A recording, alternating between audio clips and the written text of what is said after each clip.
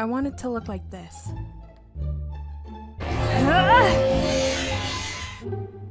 Luz, could you hand me the screwdriver? Almost done.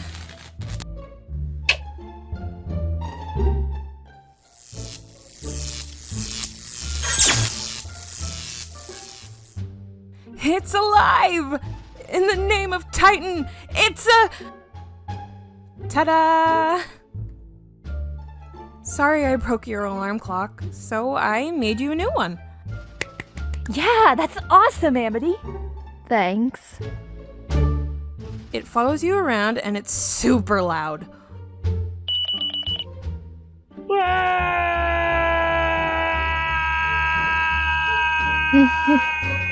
So, how do I snooze it?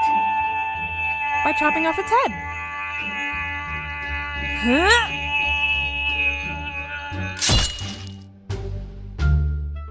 Oh, don't worry, it'll grow back. I'm so proud of you.